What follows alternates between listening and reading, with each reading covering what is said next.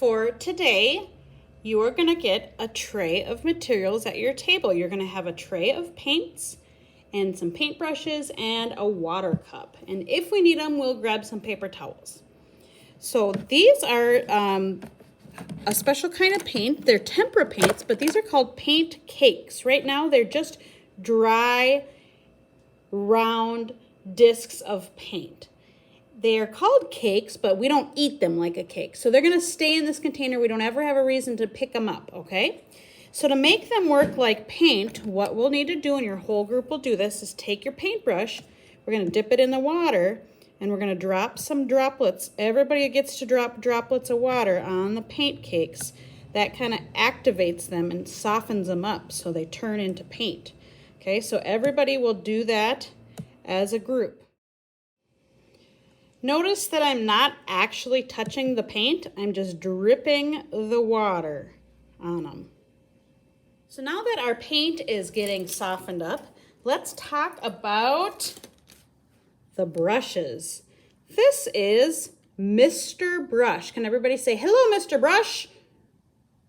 And I'm introducing you to Mr. Brush, and I need to tell you something. He is very worried about his hair. He likes his hair to be straight up and down. He gets really embarrassed if his hair goes in other directions. So the way we keep his hair nice and straight is by washing it in the water cup and also by painting really gently with it. So sometimes when kids are painting, they end up with a paintbrush that looks like this. And that is so embarrassing for Mr. Brush. We call it a bad hair day. He does not like having a bad hair day. So we have to avoid smashing it down.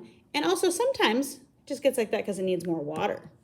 So I'm going to start painting my robot. And I'm going to start by choosing the lightest colors first. If I look at all these colors, some of them are really dark, like the blues and the purples and the blacks and the dark browns. And some of them are really light, like the white, which you probably won't use since it's white paper, and yellow and this light peachy color and even the orange. Those colors are good to start with. So if I have any yellows on my robot, I'm going to start with that because sometimes that yellow paint gets dirty by the other dark colors. So I'm going to start with my yellow. If you don't have any yellow, that's fine. Start with the other light colors. So I'm going to get my wet brush, get some paint on there. And then I can actually touch the paint now. And I'm going to paint, and I can go right on top of those color crayon marks that we made.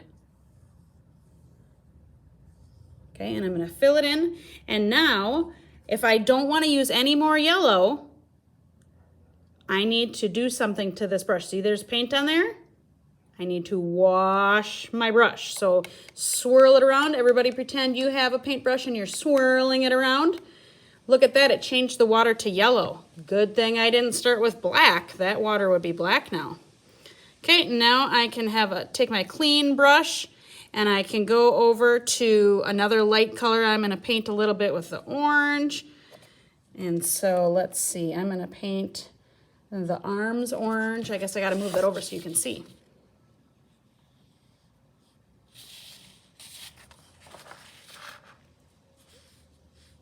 Okay, and now I have a dirty brush. It's got orange paint on it. What do I need to do? Wash your brush, wash it, wash it, wash it, and then you can switch to the other colors. Let's see how this green looks.